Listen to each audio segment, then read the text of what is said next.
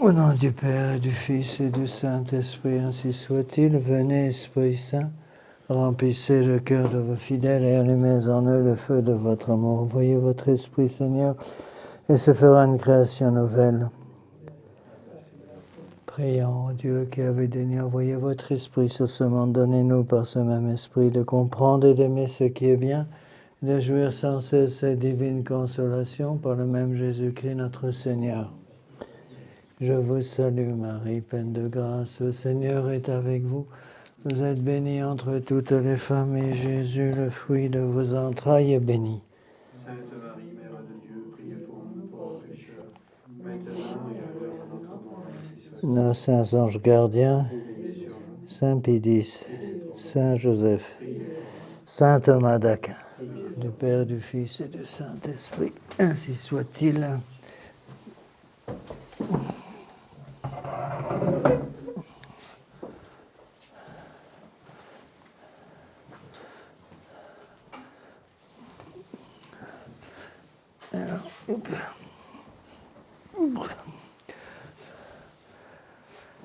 Alors nous avançons dans cette encyclique du pape Léon XIII, donc 1891, sur la condition des ouvriers, Rerum Novarum. Bon, c'est des encycliques un peu compliquées. J'avoue avoir un peu plus de mal à expliquer ce genre d'encyclique. C'est plus compliqué que les encycliques plus théologiques comme les encycliques de Saint Pédis. Alors, je vous rappelle où on en est. Donc, le pape Léon XIII va insister lourdement sur la nécessité du droit à la propriété privée. Pourquoi? Parce que le droit à la propriété privée va préserver l'intégrité des ouvriers, tout simplement. Bon. Pas de propriété privée, ben on va vite tomber dans une espèce d'esclavage, il faut bien avouer ce qui est, et donc il va insister là-dessus. Tout part, en fait, d'après le texte, on voit très bien dans le texte de Léon XIII, tout part toujours de la trilogie maçonnique, toujours la même. Liberté, égalité, fraternité. Au nom de la liberté, au nom de l'égalité et de la fraternité, bon, on détruit et la liberté, et l'égalité et la fraternité. Donc, la liberté et l'égalité, la fraternité révolutionnaire, vont entraîner la destruction de la propriété privée, la communauté des biens et la mainmise de l'État sur tous les biens. Donc, l'État qui va administrer tous les biens. Et ceci va donc entraîner en conséquence donc, la disparition du droit à la propriété, dénaturer complètement la fonction de l'État et rendre impossible l'ordre social. Bon. Je vous ai déjà expliqué que, au lieu de liberté, d'égalité et fraternité, pour contrer cela, qu'est-ce qu'il faut? Il faut les trois grandes vertus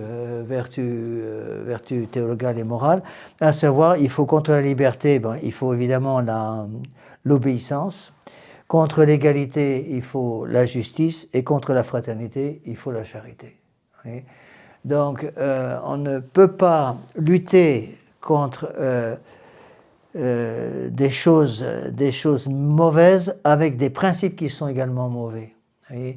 Ça fait penser à tous ces gens qui essayent de remonter la France actuellement sur le plan politique en utilisant les principes révolutionnaires qui ont justement amené cette catastrophe politique. Si on essaie de récupérer une France catholique en partant des principes révolutionnaires de 1789, c'est une perte de temps complète. Et c'est ça que beaucoup de nos fidèles ne comprennent pas. Donc ils veulent bien essayer de retrouver un règne social de notre Seigneur Jésus-Christ, tout en gardant les principes révolutionnaires de liberté, d'égalité et fraternité. Ça, c'est absolument pas possible. D'accord ? Alors, je vous relis le paragraphe clé qu'on a déjà expliqué. Le dernier siècle a détruit, sans rien leur substituer, les corporations anciennes qui étaient pour eux une protection, pour les ouvriers une protection. Les sentiments religieux du passé ont disparu, des lois et des institutions publiques, et ainsi, peu à peu, les travailleurs isolés et sans défense se sont vus avec le temps livrés à la merci des maîtres inhumains et à la cupidité d'une concurrence effrénée. Donc, la disparition de la propriété privée va permettre évidemment l'arrivée du communisme et du socialisme. Bon. N'oubliez pas ce que j'ai déjà expliqué, que justement pour arriver à ce socialisme, les forces occultes veulent absolument, surtout la franc-maçonnerie, veulent absolument déraciner les ouvriers de toute forme de stabilité, empêcher la stabilité. Ça, c'est fondamental aussi à comprendre, ce qu'on appelle le prolétariat. Donc le prolétariat est basé sur deux choses. D'abord la haine, vous enlevez la haine, plus de prolétariat. Et deuxièmement, elle va être basée justement sur ce déracinement de tout point fixe, en quelque sorte. Surtout la famille, évidemment la religion. Donc le prolétaire, c'est ça. Le prolétaire, c'est quelqu'un qui a plus de racines. N'ayant plus de racines, eh bien, les mouvements communistes, le mouvement communiste ou les mouvements socialistes, comme vous voulez, vont pouvoir en quelque sorte faire ce qu'ils veulent de ces gens-là parce que précisément, ils n'ont plus de racines. Vous voyez ? Et j'avais expliqué la dernière fois, je reviens rapidement, pour pouvoir obtenir ce déracinement, il faut détruire la famille. Pour détruire la famille, il faut détruire la femme. Donc la femme comme épouse et comme mère. Donc, pour, si vous voulez, obtenir une société sans racines, un prolétariat sans racines, c'est-à-dire des ouvriers sans aucune racine, donc il faut détruire ce qui permet la famille. Bon, bien sûr, il y a le chef de famille, mais là, on voit très bien que la révolution et la franc-maçonnerie veulent absolument la destruction de la femme. Rappelez-vous cette phrase très connue des francs-maçons du 19e ou du 18e, pour détruire l'Église, il faut détruire la femme. Quand on ne peut pas la détruire, on va la corrompre. Bon. Et c'est tout à fait ça. Ça veut dire quoi? Ça veut dire qu'il faut empêcher la femme d'être mère et empêcher la femme d'être épouse. Donc pour l'empêcher d'être épouse, on va détruire évidemment la relation entre époux et épouse. Pour faire croire à la femme qu'à partir du moment où elle est sous l'autorité d'un mari, elle va être esclave. Et en fait, c'est précisément en enlevant cette protection du mari que la femme devient une esclave. C'est exactement ce qui se passe actuellement. Et ça, c'est absolument, absolument fondamental à comprendre. Deuxième chose, on empêche la femme d'être mère. En détruisant l'enfant avant qu'il arrive, c'est la mentalité contraceptive, et par l'avortement quand l'enfant est arrivé. Quand l'enfant est dans le sein de sa mère, et puis après, ça va entraîner évidemment, troisième étape, l'infanticide, parce que l'enfant a vu le jour, bon, tout en comprenant que l'avortement est en fait déjà un infanticide. Hein. Alors, autre phrase clé qu'on avait commencé à expliquer, deux autres phrases clés, une que j'ai déjà expliquée, l'autre qu'on avait commencé à expliquer, la propriété privée personnelle est pour l'homme de droit naturel. Donc, encore une fois, détruire la loi naturelle. Une des façons de détruire la loi naturelle, c'est d'empêcher l'ouvrier d'avoir accès à la propriété privée. Et donc, en l'empêchant d'avoir accès à la propriété privée, eh bien, vous allez pousser l'ouvrier à la révolte constante. N'oubliez pas, ce que je vous ai déjà expliqué la dernière fois, je crois, c'est que tout le système révolutionnaire qu'ici condamne le pape Léon XIII, est basé sur un système horizontal de haine. C'est la lutte des classes. La lutte des classes est basée sur la haine. Vous supprimez la haine, il n'y a plus de lutte des classes. C'est pour ça que qu'est-ce que va faire l'Église pour lutter contre le communisme? C'est d'instaurer la charité. Parce que s'il y a la charité, il y a la destruction de la haine. S'il n'y a plus de haine, il n'y a que la charité qui va exploser littéralement. Et à ce moment-là, ça empêche le communisme, ça empêche la lutte des classes. Pour cela qu'avant la lutte des classes, avant le système horizontal de 1789, qui va apparaître avec 1789, la Révolution française, puis après exploser encore un peu plus avec la Révolution russe, avec l'arrivée du marxisme dès 1848, eh bien, avant ça, c'était des systèmes corporatifs. Et le pape le dit bien, rappelez-vous la phrase ici, le siècle dernier a détruit sans rien leur substituer, les corporations anciennes.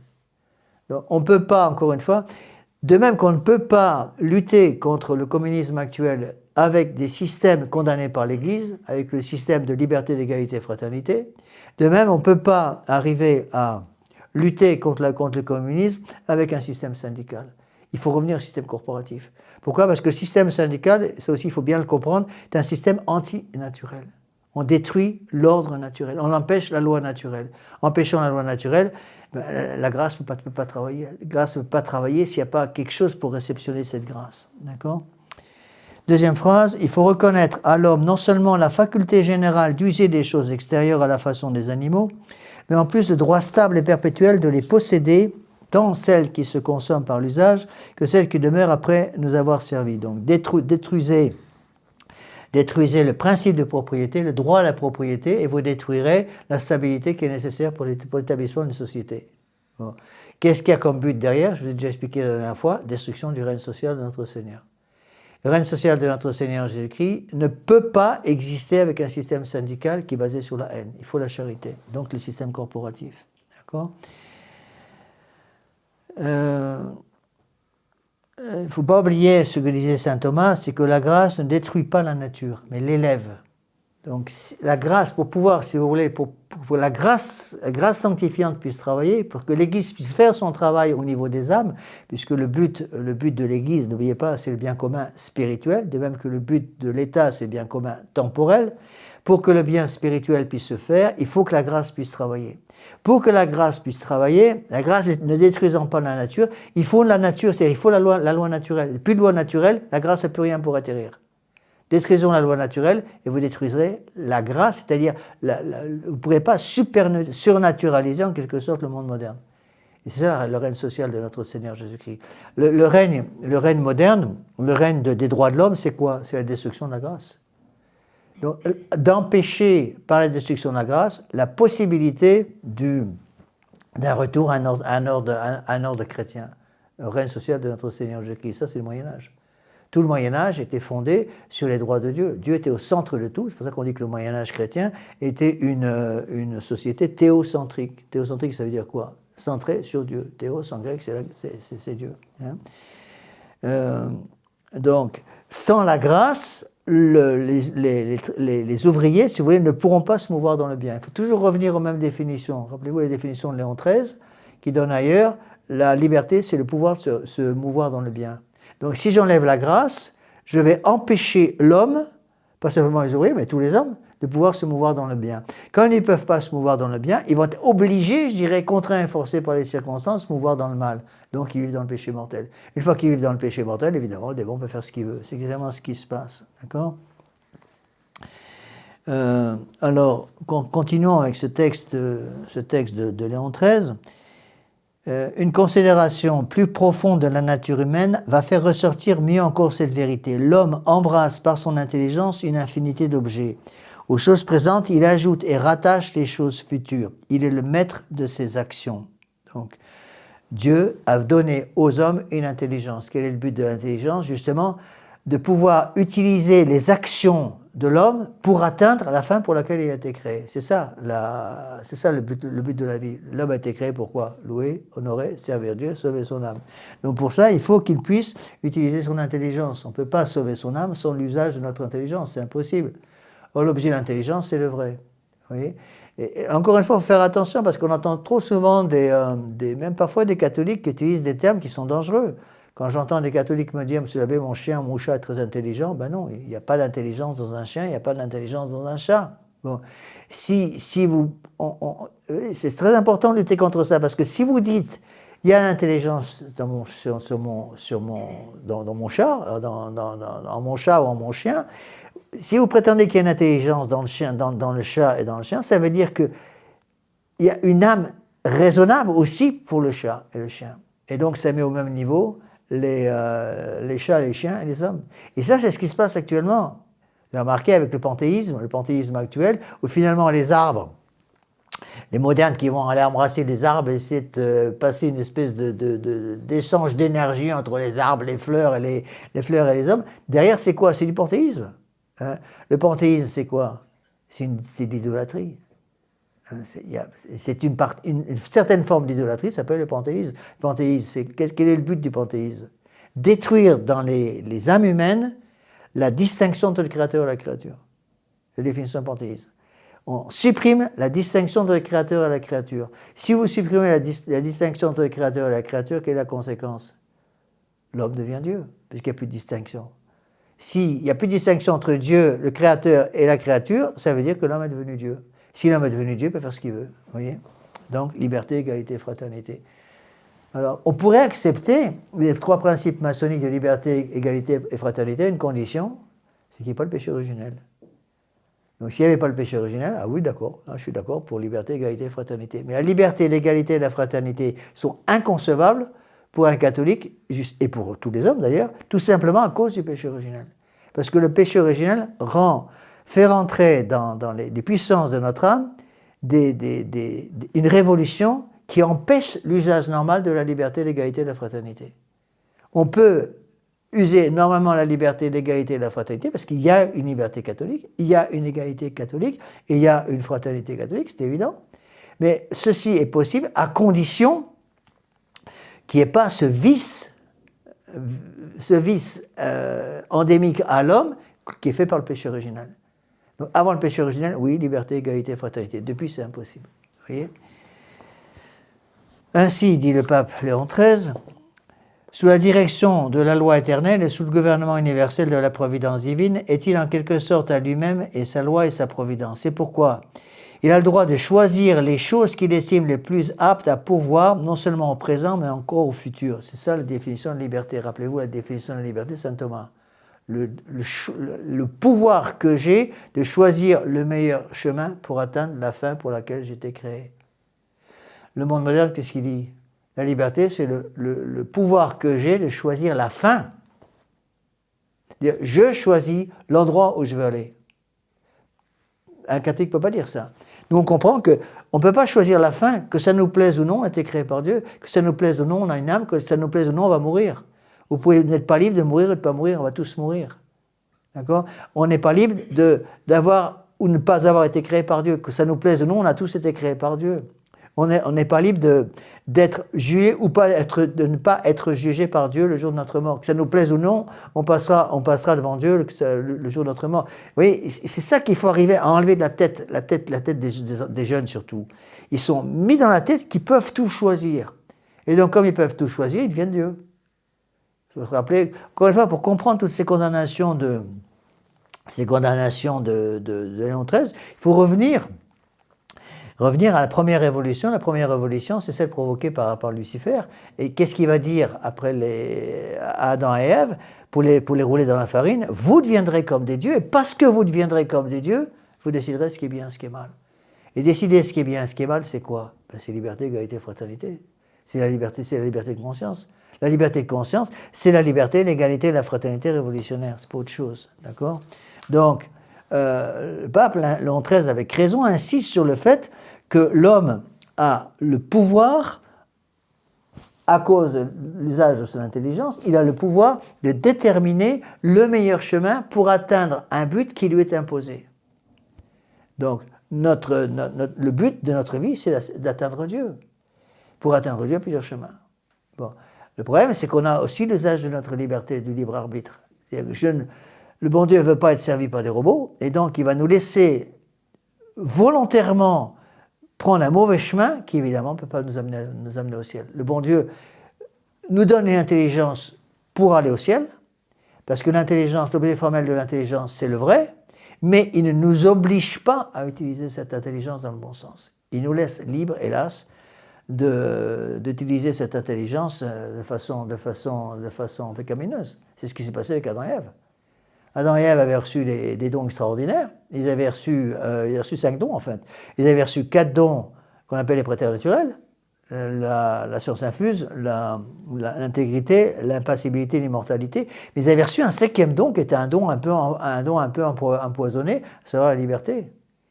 Donc la liberté, ils pouvaient l'utiliser à bon escient ou à mauvais escient. Et en utilisant à mauvais escient leur liberté, ils perdaient tout. Et c'est exactement ce qui s'est passé. Et c'est ce que fait le démon aujourd'hui.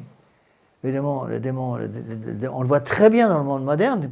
Par exemple, ça se voit. Je pense que l'exemple le plus important, j'explique ça souvent pendant les retraites quand je prêche à des dames. J'explique, attention à ce que vous réalisez qu'au nom de la liberté, au nom de l'égalité, au nom de la fraternité, on a rendu toutes les femmes modernes esclaves. On leur dit, vous êtes libres de vous habiller comme vous voulez. Vous êtes libres de tuer vos enfants si vous le voulez. Et elles n'arrivent plus à comprendre qu'en étant libres de s'habiller, par exemple, dans le monde moderne, comme des femmes publiques à longueur de journée, elles redeviennent des esclaves alors que l'Église les avait sorties de cet esclavage. Et qui est-ce qui a sorti la femme de l'esclavage? C'est l'Église.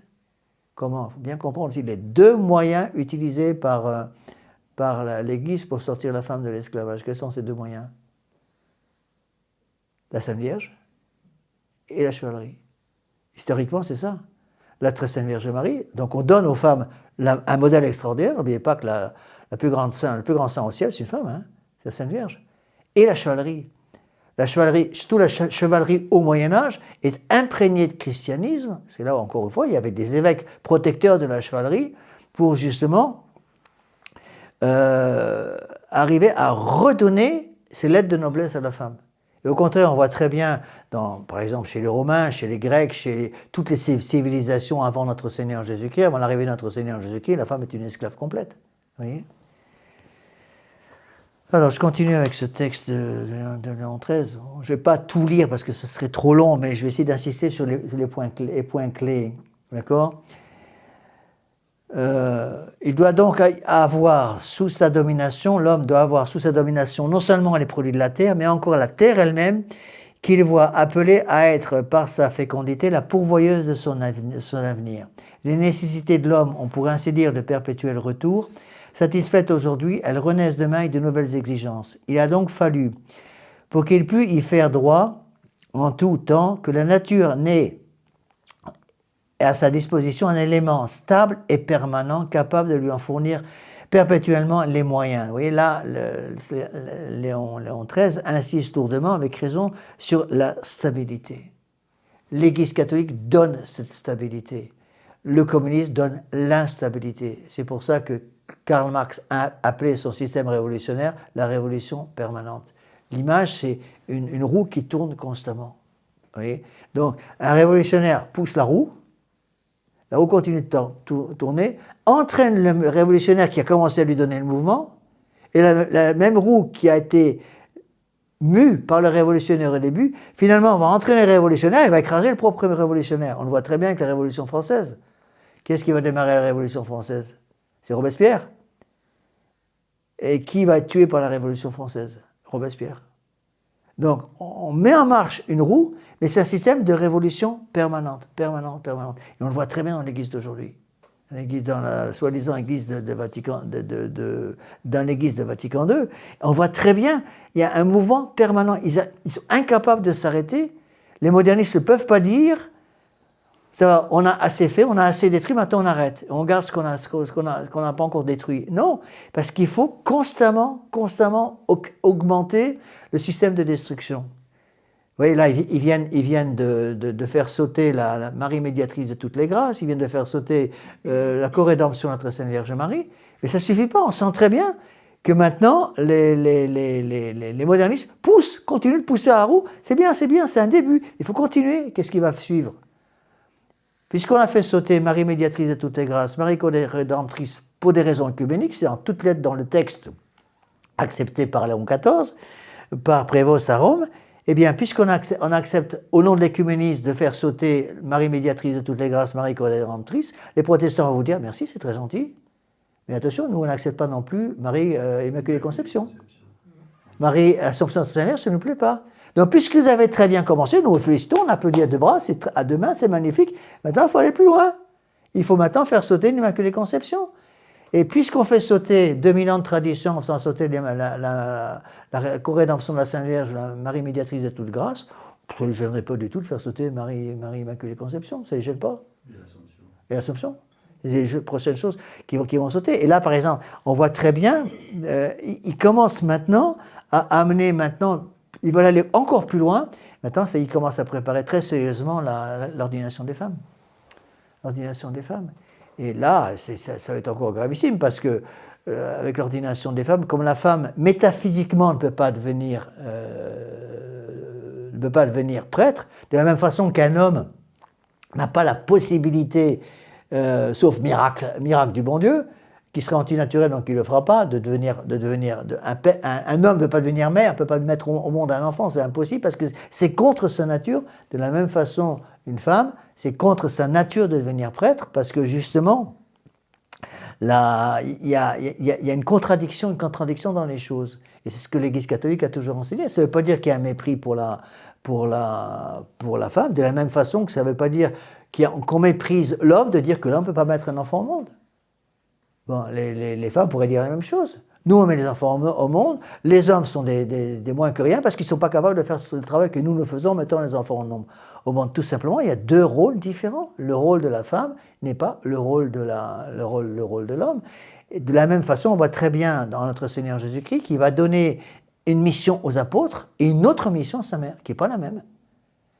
Mais qui est-ce qui est plus grand, la plus grande au ciel après notre Seigneur Jésus-Christ? Ce n'est pas les apôtres, hein, c'est sa mère, justement. Donc il a voulu que sa mère soit au sommet de la chaîne de sainteté, après notre Seigneur Jésus-Christ, évidemment. C'est Notre-Dame qui est la première des plus grandes des saintes. Et donc, ce qu'il faut bien comprendre, c'est que dès qu'on accepte de mettre en branle, si vous voulez, le système des dogmes catholiques, si on en enlève un, ben on peut tous les enlever. De la même façon, c'est une comparaison qu'on peut prendre pour bien faire comprendre ça, si j'accepte de reconnaître que notre Seigneur Jésus-Christ s'est trompé sur un dogme de foi, ben je suis obligé de conclure qu'il peut se tromper sur tous les dogmes de foi. Et ça aussi, beaucoup de nos fidèles ont beaucoup de mal à comprendre. J'ai remarqué que quand j'explique ça, ils ont du mal. Quelle est la différence entre un hérétique qui dit que tous les dogmes, imaginez qu'il y ait 100 dogmes de foi, quelle est la différence entre un hérétique qui dit tous les dogmes de foi sont faux et un hérétique qui dit un dogme de foi est faux et je garde les 99 autres? Dans les deux cas, on a un apostat. Et l'apostat qui dit tous les dogmes de foi sont faux, ou l'apostat qui dit un dogme de foi est faux et j'accepte les 99 autres, en fait ils sont apostats au même niveau. Pourquoi? Parce que si je dis à Dieu, vous avez raison sur 99 dogmes, et sur un dogme vous êtes trompé, ça veut dire quoi? Ben, qu'il n'est pas Dieu. Dans les deux cas, on arrive à la négation de Dieu. Et on peut même aller plus loin. Ça aussi, il faut arriver à comprendre. Qu'est-ce qui est plus dangereux? De nier un dogme de foi et d'en garder 99, ou de nier tous les dogmes de foi. Eh bien, contrairement à ce qu'on croit, il est bien plus dangereux de garder 99 dogmes de foi en n'en niant qu'un seul, parce qu'en en niant un seul, eh bien, vous dites aux gens, vous voyez, on a encore une bonne église. La preuve, regardez, il y a 99 dogmes qu'on garde, c'est quand même pas mal. On est quand même meilleur que les communistes qui ont nié tous les dogmes de foi. Autre exemple qu'on peut donner pour bien expliquer ce point, ce qui me semble très important, imaginez, l'exemple que je donne toujours, imaginez deux tartes aux pommes, une avec une goutte d'arsenic et une où vous avez mis un verre complet d'arsenic. Et ça sent l'arsenic à plein nez. Quelle est de ces deux tartes aux pommes la plus dangereuse? Mais c'est celle où il y a une seule goutte d'arsenic, parce que justement, le poison est caché. Donc quand l'erreur est mêlée à beaucoup de bien, cette erreur devient bien plus dangereuse qu'une société dans laquelle l'erreur est partout et peut-être visible partout. Quand l'erreur est mélangée à beaucoup de bien, plus l'erreur est mélangée à du bien, c'est-à-dire plus la quantité de bien est importante mélangée avec l'erreur, plus cette société est dangereuse. Vous comprenez? Ça, c'est absolument fondamental à comprendre. Hein. Dès qu'il y a... Saint Thomas définit le mal, l'absence du bien dû. À partir du moment où j'ai, vous voyez, imaginez, reprenons l'exemple que je viens de vous donner, une société où il n'y a plus un seul dogme de foi qui est reconnu, tout a été éliminé, il n'y a plus de foi, plus rien. Et une société où on accepte 99 dogmes, on en nie un. À cause du fait qu'on nie un dogme de foi, on ne peut pas dire que cette société est bonne parce qu'il y a encore 99 dogmes qui sont bons et qui sont reconnus et acceptés dans la société en question. Vous comprenez ce que je veux dire? Parce qu'il y en a, à partir du moment où on en nie un, on est déjà dans le mal, on est déjà dans l'erreur. Et lorsque l'erreur est mélangée au bien, elle est plus dangereuse que l'erreur qui apparaît de façon ouverte. Vous voyez, Monseigneur le fait de nous donner un autre exemple qui, à mon avis, est très important parce que c'est exactement ça que dit ici le pape Léon XIII. Hein. Monseigneur le fait de nous donner l'exemple d'une messe qui est ouvertement hérétique et une messe qui peut être bonne ou mauvaise selon l'intention de la personne qui la célèbre. Est-ce qu'il est possible pour un protestant de dire la messe traditionnelle, un pasteur protestant de dire la messe traditionnelle avec une intention protestante? C'est impossible. Pourquoi? Parce que tout dans la messe traditionnelle parle des dogmes que les protestants refusent, notamment la propitiation. Est-ce qu'il est possible pour un pasteur protestant de dire la messe nouvelle de 1969 avec une intention protestante? Oui. Et donc, Monseigneur Lefebvre nous expliquait, le plus dangereux, c'est pas une messe qui peut être dite avec une intention protestante, parce que là, tout le monde peut voir l'erreur, c'est une messe qui peut être ou interprétée de façon catholique ou interprétée de façon protestante, et c'est ça le danger. Vous voyez? Et c'est pour ça que dans la foi catholique, il n'est pas question d'accepter une petite erreur mélangée à toute une série de vérités qui sont bonnes. Et ça, beaucoup de nos fidèles ne voient pas ça. Monsieur l'abbé, il y a encore 99 d'hommes qui sont bons, donc je vais avec cette église, c'est encore tout bon. Beaucoup de gens nous disent ça, monsieur l'abbé, moi je continue d'aller à la nouvelle messe, comprenez, il y a encore quelques bons prêtres dans l'église de Vatican II et qui croient encore à qui croient encore par exemple à la transubstantiation, qui croient à l'importance de la confession. Oui, d'accord, mais il y a combien? Il y a au moins un ou deux dogmes qui sont niés, et à ce moment-là, vous êtes déjà dans l'erreur. Vous voyez? C'est ça qu'essaie d'expliquer ici le pape Léon XIII. Donc c'est pour ça qu'il insiste sur cette stabilité. Donc la nature met à sa disposition un élément stable et permanent, et cet élément stable et permanent, c'est justement, est représenté par le droit à la propriété. Qui dit droit à la propriété dit permanence, dit stabilité. Et c'est ça que Karl Marx a voulu supprimer. Quand il a parlé d'une révolution permanente, une révolution permanente basée sur un système, c'est le système des philosophes allemands, c'est-à-dire que,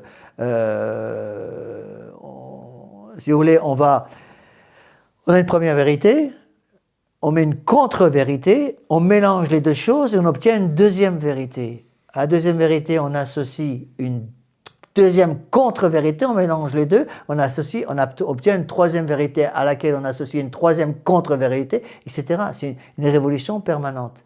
Et ça, c'est le système de Hegel, c'est le système de Karl Marx. Vous voyez?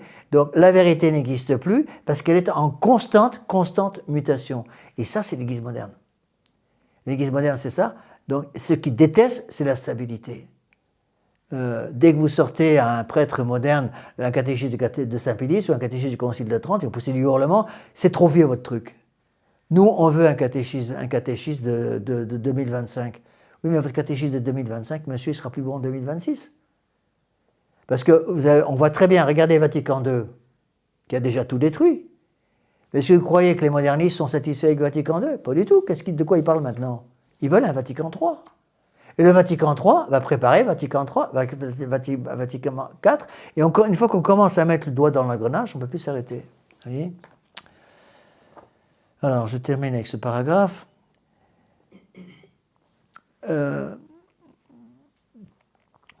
Avant qu'il puisse se former, l'homme... Attendez, non, ici j'ai un texte, je n'ai pas fini le texte ici.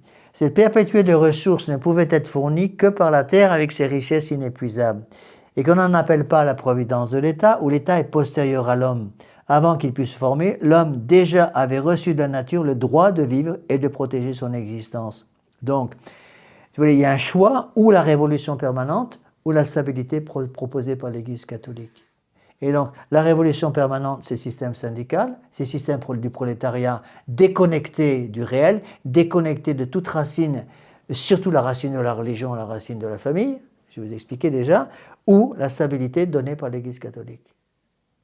Donc c'est ça aussi qu'il faut comprendre, c'est que le système corporatif est un système stable.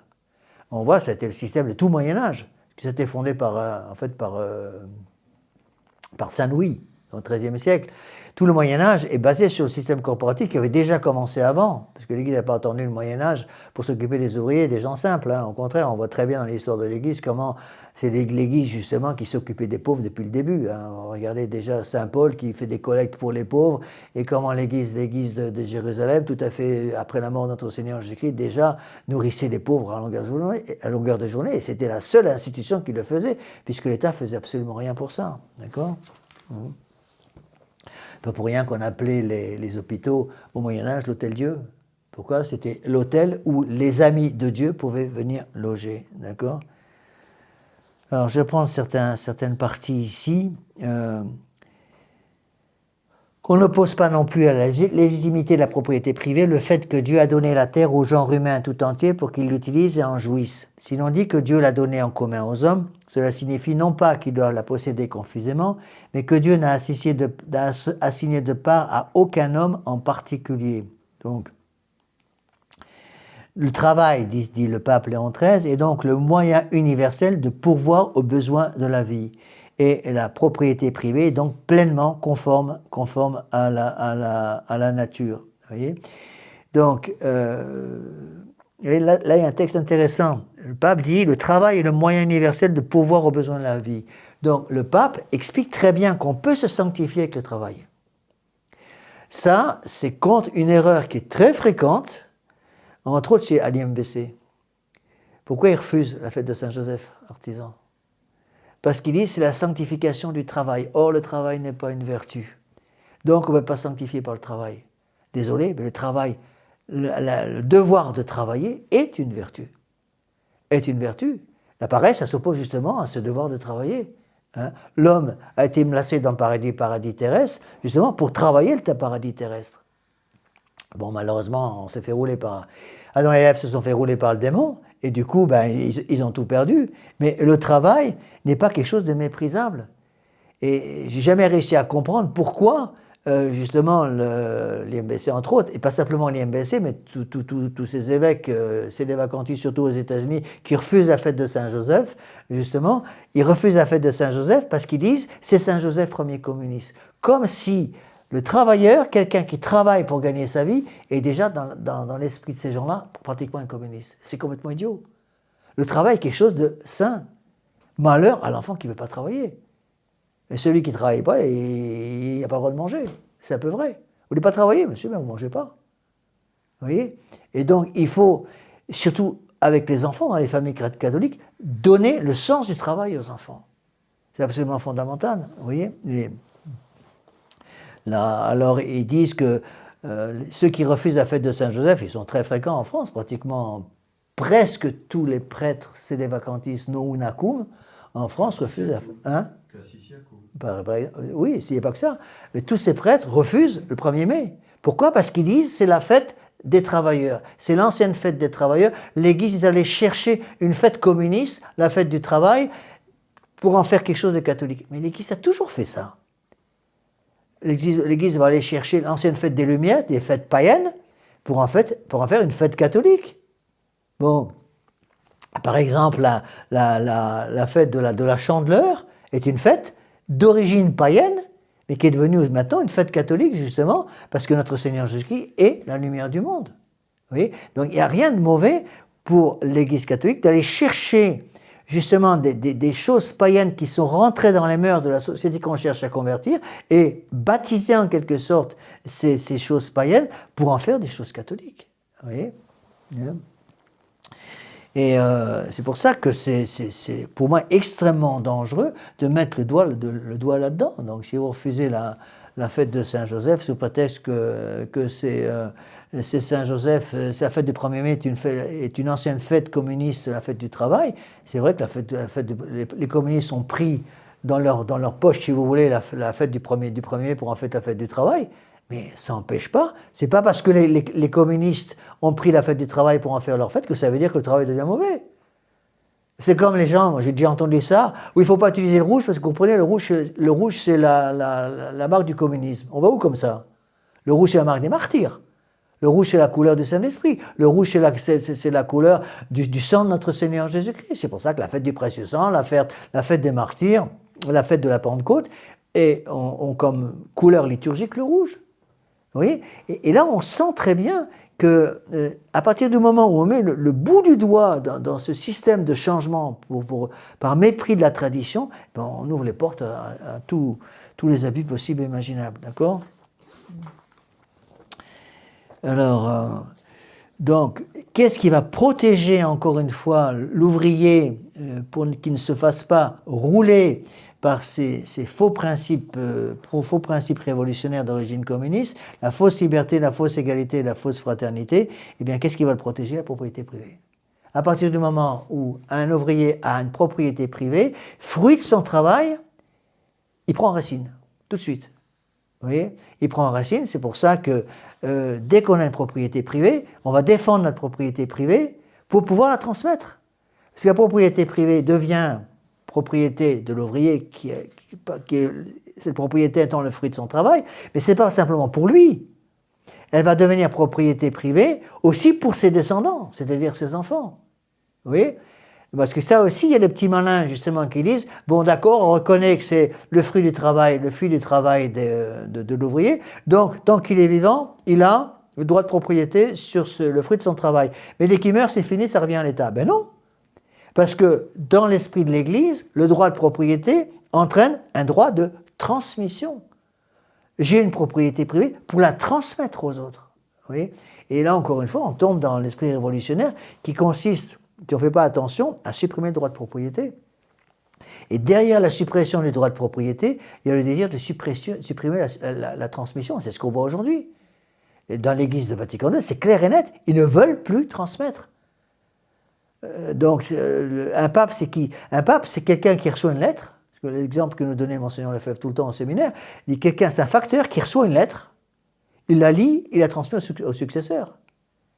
Donc le pape n'a aucune autorité pour changer quoi que ce soit dans la foi. La foi n'est pas la sienne, ce n'est pas la foi du pape. L'Église catholique n'est pas le corps mystique du pape. L'Église catholique est le corps mystique du Christ. C'est pas tout à fait la même chose. Vous voyez ? Donc il reçoit une lettre, il la transmet. Et cette idée de transmission a complètement disparu. Et c'est ça qu'il faut donner à nos enfants. Le désir de transmettre. Donc d'avoir quelque chose de stable. C'est pour ça que quand on peut acquérir une propriété, l'idéal c'est de pouvoir transférer cette propriété.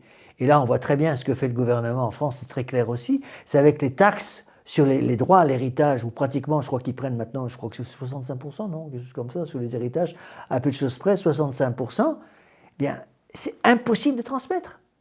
Donc imaginez une demeure de famille, un château de famille, par exemple, qui a été le fruit de siècles et de siècles de travail des anciens, c'était passé de génération en génération, toujours dans la même famille.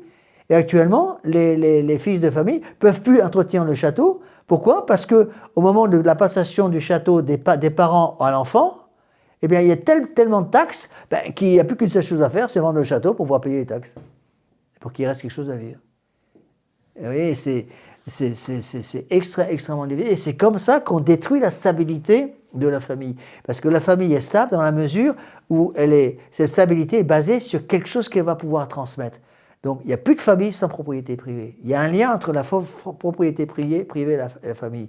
Qui dit famille dit propriété privée appartenant à cette famille. Qui dit famille dit propriété privée, qui dit propriété privée dit bien stable qui va rester dans la famille actuelle, puis dans la famille qui va succéder, les enfants, les petits-enfants, les arrière-petits-enfants, etc., pour pouvoir être transmises. Et c'est ça qu'ils cherchent à détruire. Et toutes les lois actuelles ont pour but de détruire complètement le principe de propriété privée, parce que s'il n'y a plus de propriété privée, on coupe les racines, et à ce moment-là, on a affaire devant nous les prolétaires. Les prolétaires, on en fait ce qu'on veut, comme une feuille qui n'est plus rattachée à l'arbre. Le vent souffle et envoie la feuille voltiger immédiatement. Vous voyez, la feuille d'arbre voltiger immédiatement. Et donc, qu'est-ce que cherche à faire la Révolution ? Le pape va le dire. À force de ces raisonnements et d'une évidence telle qu'il est permis de s'étonner que certains tenants d'opinions surannées puissent encore y contredire en accordant sans doute à l'individu l'usage du sol et les fruits des champs, mais en lui refusant le droit de posséder en qualité de propriétaire ce sol où il a bâti, cette portion de terre qu'il a cultivée. Il ne voit donc pas qu'il dépouille par là cet homme du fruit de son labeur. Donc, si on détruit, en refusant le droit de posséder en qualité de propriétaire ce sol où il a bâti. Donc, c'est le but du prolétariat, c'est ça. Le but de ceux qui veulent le prolétariat, c'est supprimer le droit, dit le pape Léon XIII, le droit de posséder en qualité de propriétaire ce sol où il a bâti. Si je ne suis plus propriétaire, je n'ai plus intérêt à bâtir. Vous voyez, et si on détruit la propriété privée, eh bien, tout s'écroule. Et on le voit, moi j'ai rencontré des cas comme ça très, très fréquemment, surtout en France, avec des personnes, par exemple, qui avaient des biens de famille, qui disaient, mais c'est magnifique, une fois que j'ai fini, que je passe à la retraite, je vais pouvoir jouir du bien qu'ont acquis mes parents et rester dans ma maison jusqu'à la fin de mes jours. Seulement, les taxes d'habitation, les taxes de propriété ont tellement augmenté qu'il ne peut plus rester dans la maison, parce qu'au début, il pouvait vivre dans cette maison avec la retraite qu'il avait pour payer les taxes. Maintenant, il ne peut plus. Donc, il est obligé de vendre. Étant obligé de vendre, il va être obligé de devenir un prolétaire, parce qu'il va se couper d'avec ce qu'il faisait, sa racine, la racine de sa famille. La racine de la famille, ça veut dire la racine des enfants, ça veut dire la racine des parents, ça veut dire aussi la racine de la foi. Vous voyez, le but, c'est ça, c'est couper les racines, empêcher la stabilité. Et donc, la conséquence, c'est couper les hommes du réel, et c'est ce qu'ils font actuellement. Faire vivre les gens dans un virtuel complet. On n'a plus de propriété, plus rien. Vous inquiétez pas, vous n'aurez rien, vous serez heureux, disait Schwab. Bon, et c'est exactement ça. Ça, c'est la révolution. Vous voyez, et ce qui se passe en matière politique, ici expliqué par le pape Léon XIII, se passe aussi en matière religieuse. Hein, parce que l'Église de Vatican II, c'est la destruction de la stabilité de l'Église catholique. Tout change, tout doit changer. Donc, ce qui était enseigné par l'Église catholique, ce qui a été enseigné par l'Église catholique pendant 20 siècles, n'est plus valable actuellement parce que la stabilité a été détruite. N'ayant plus de stabilité, la vérité d'hier n'est plus la vérité d'aujourd'hui, la vérité d'aujourd'hui n'est plus la vérité de demain, donc il n'y a plus de vérité. Et on arrive à ce qu'on voit actuellement, d'accord ? Donc, but de la Révolution, dit Léon XIII, dépouiller par là cet homme du fruit de son labeur pour le couper de ses racines. Donc, couper de la tradition. Pour ça que le pape Saint-Pédis disait, c'est entre autres dans Pascendi, le dit aussi dans notre charge apostolique en 1907 et 1910, il dit, il y a rien dont il faut se méfier plus que l'esprit de nouveauté. Il appelle ça l'esprit de curiosité et l'esprit de nouveauté, c'est les deux termes qu'il utilise. Pourquoi l'esprit de nouveauté, justement, nous fait mépriser ce qui a été fait avant.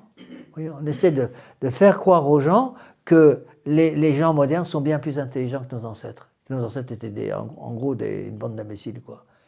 Donc, quand on voit ce qu'ont construit les ancêtres, par exemple les cathédrales qui ont été construites par les ancêtres sans matériel électrique, sans ascenseur, sans tous les produits, les facilités modernes, on voit le degré d'intelligence qu'ils avaient. On serait absolument incapable aujourd'hui, sans l'électricité, sans l'air comprimé, tous ces trucs modernes, de construire ce qu'ont construit les anciens. On serait absolument incapable de ça. Il y a quelques associations qui ont essayé de reconstruire, par exemple, des châteaux à l'ancienne. Mais ils ont dit, ça a pris des années même d'études pour arriver à retrouver les anciennes techniques. Comment ils faisaient avant pour construire sans électricité, sans outils actionnés par l'électricité? Comment ils faisaient? Pourtant, ils ont construit. Donc, arriver à faire des études pour arriver à retrouver les principes de construction et qui redonne une valeur au travail. Vous voyez ? Alors on avance.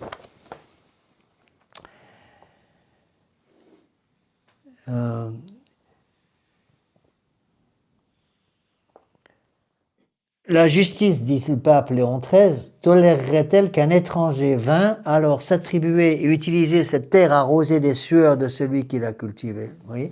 Et ça, là, c'est la condamnation également du capitalisme. Le capitalisme, c'est ça. C'est-à-dire, le grand capital va supprimer le fruit du travail des individus. D'accord ? Parce que le grand capital va transférer, en quelque sorte, la propriété des artisans aux personnes qui dirigent le grand capital. C'est ce que disait Schwab, qui disait ça. Donc, vous n'aurez rien, vous serez heureux. Donc, vous n'aurez plus de propriété privée. Et pourquoi, encore une fois, ce qu'il faut bien comprendre, plus de propriété privée, parce que si j'ai plus de propriété privée, j'ai plus de stabilité. Donc, on arrive à obtenir ce qu'on veut des jeunes qui n'ont plus de stabilité. Au contraire, quand un jeune a une stabilité, à ce moment-là, il est protégé. Quelle est la première des stabilités? Quel est l'être le plus stable qui existe? C'est Dieu. Donc, la première stabilité, c'est notre foi. Voilà pourquoi le monde moderne va absolument détruire la foi. Et en détruisant la tradition, en changeant constamment, en empêchant cette transmission depuis le début de l'histoire de l'Église, en empêchant cette transmission depuis le début de l'Église, qu'est-ce qu'on fait? Bon, on détruit l'aspect éternel de l'Église catholique. Vous voyez? Ça, c'est quelque chose C'est absolument fondamental à comprendre. Hein. Donc voilà ce que dit ici le pape. De même que l'effet suit la cause, ainsi est-il juste que le fruit du travail soit au travailleur. Donc, à partir du moment où le fruit du travail devient propriété du grand capitalisme, le travailleur se retrouve avec plus rien. Et c'est exactement ce qui se passe actuellement. Vous voyez ? Mais ce qu'il faut comprendre, c'est que le grand capitalisme ou le socialisme, parce qu'en fin de compte, c'est deux doigts d'une même main, vont détruire, si vous voulez, la stabilité sur le plan économique, sur le plan politique, et quand on fait la même chose dans l'Église, on obtient le même résultat. C'est-à-dire que si je détruis la stabilité de la foi catholique, en faisant des nouveaux catéchismes, en faisant une nouvelle messe, en faisant des nouveaux sacrements, mais à ce moment-là, on détruit complètement la foi. Et si la foi est détruite, il n'y a plus rien. Moi, je me rappelle quand j'étais au Mexique, dans le sud du Mexique, c'est un exemple qu'on peut donner. Le sud du Mexique, c'est des zones très pauvres. Dans le sud du Mexique, c'est la frontière tout proche du Guatemala, tout ce qu'on a, des zones très très pauvres. Et dans ces zones très pauvres, j'avais été stupéfait de voir, parce que j'ai un peu missionné dans ces coins-là, que dans ces zones extrêmement pauvres où les gens vivent pas dans la misère, mais vraiment dans la pauvreté, parce que c'est des zones équatoriales, donc il y a des fruits partout, on peut arriver à vivre relativement facilement, mais dans une grande simplicité, qu'on appelle en France la pauvreté, mais ce n'est pas la pauvreté vraiment, c'est de la simplicité. Eh bien, on voyait très bien que dans ces zones extrêmement pauvres, j'arrivais à trouver des églises toutes simples, avec des triptyques, avec des dos, comment on appelle ça, ce qui est derrière les hôtels, là, pas les triptyques, oui, les triptyques, des grandes décorations derrière les hôtels, d'une beauté extraordinaire. Une beauté extraordinaire, des bois dorés à la feuille, qui avaient été tirés par des gens qui sont dans la misère. Lorsque le modernisme est arrivé, ils ont dit, on enlève tout ça, ça c'est la richesse de l'Église. Et les paysans me disaient, les prêtres modernes sont arrivés, et nous ont enlevé la seule richesse qui nous restait. La seule richesse qui leur restait, c'est quoi? C'est leurs églises. Du coup, ils ont enlevé les triptyques, ils ont enlevé les boiseries dorées qui étaient derrière l'autel, avec des autels magnifiques, des tabernacles en bois sculptés par les gens, magnifiques. On a enlevé ça, on a mis une table de cuisine à la place, et un coffre-fort quelconque pour servir de tabernacle. Et du coup, les gens disaient, ils nous ont enlevé la seule richesse qu'on avait. On avait cette richesse, on pouvait être riche de notre tradition religieuse, on a perdu tout ça, on a tout perdu, il n'y a plus rien. Vous voyez? Alors, où est-ce que j'en suis là, que je ne me trompe pas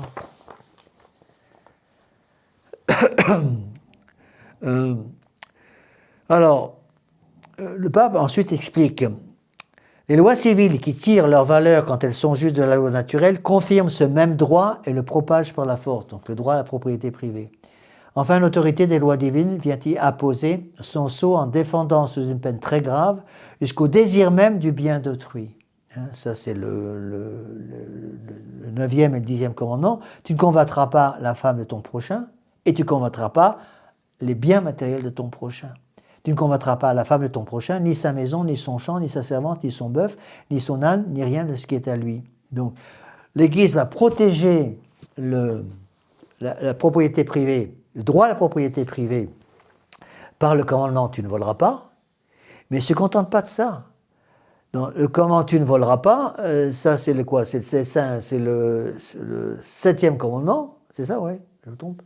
Ouais, c'est le 7e, j'ai un trou de mémoire là.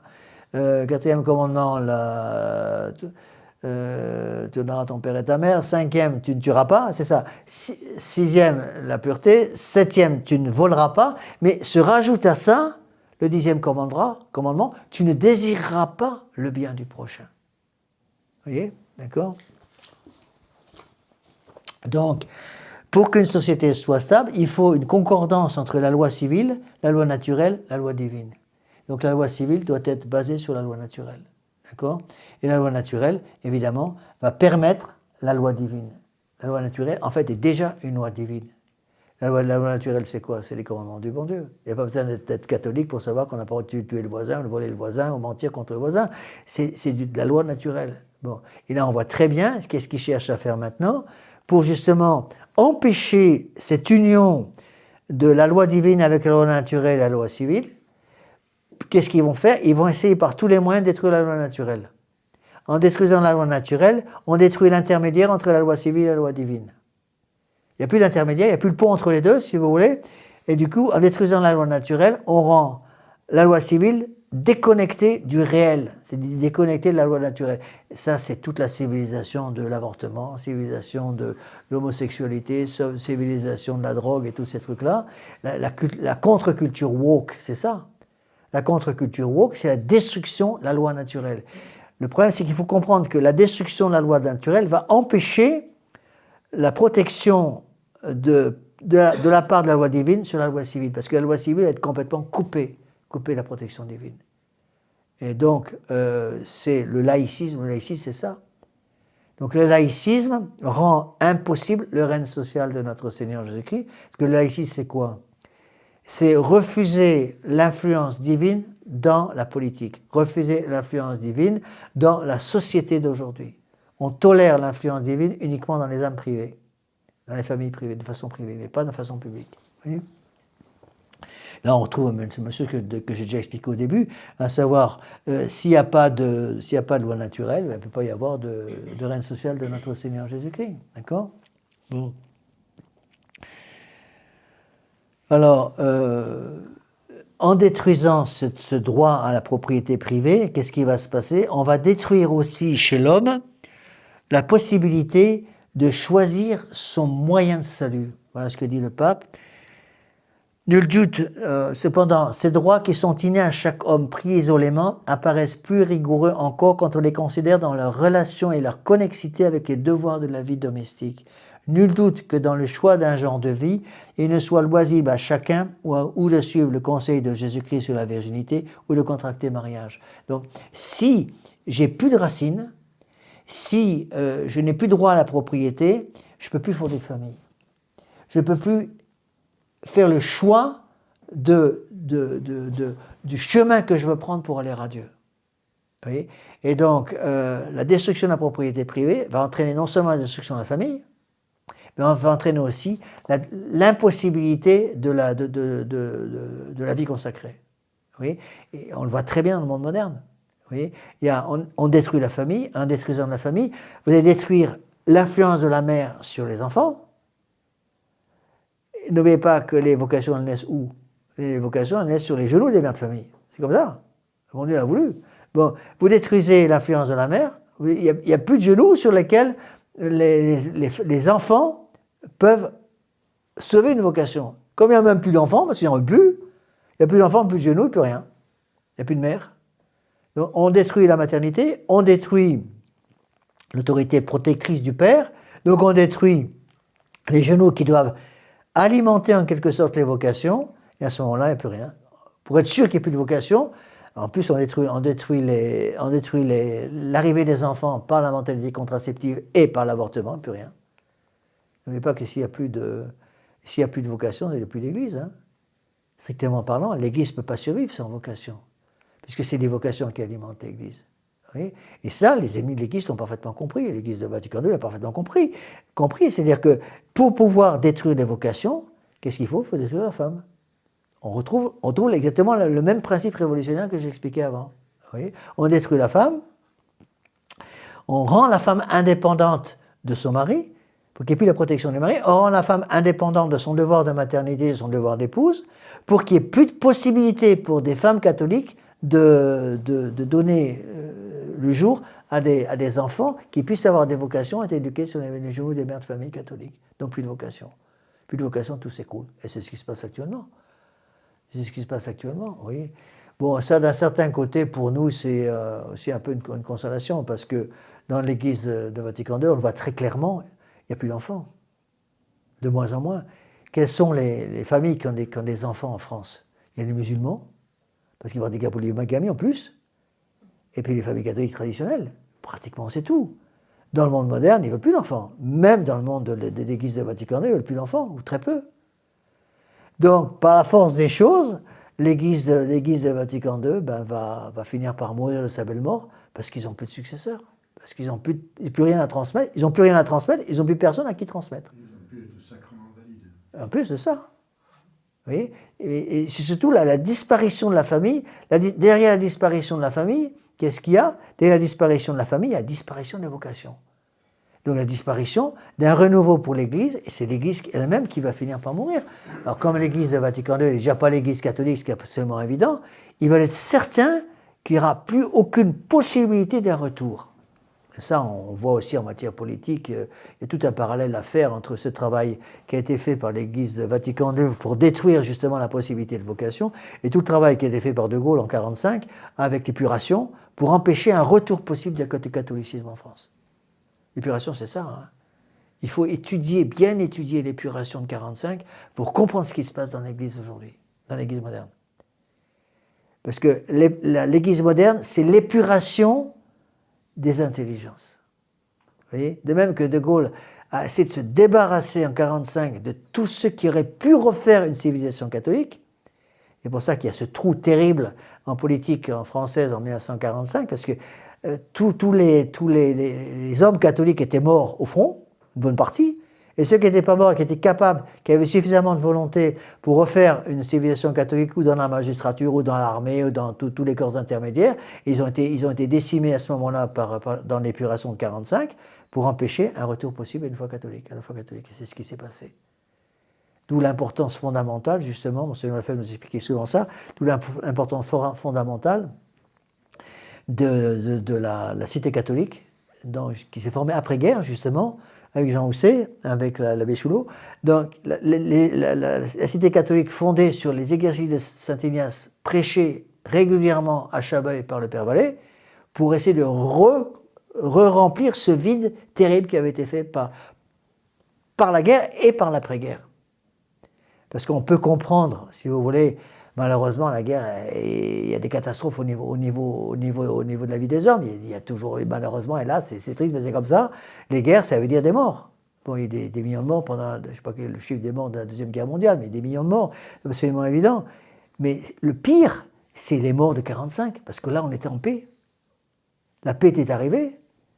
La paix était arrivée, et au lieu de profiter de la paix, à ce moment-là, De Gaulle a poursuivi, si vous voulez, tous ceux qui étaient capables de remettre sur les rails la civilisation française, pour remettre ça, De Gaulle n'a pas voulu prendre le risque qu'il y ait une possibilité de retour à une foi catholique.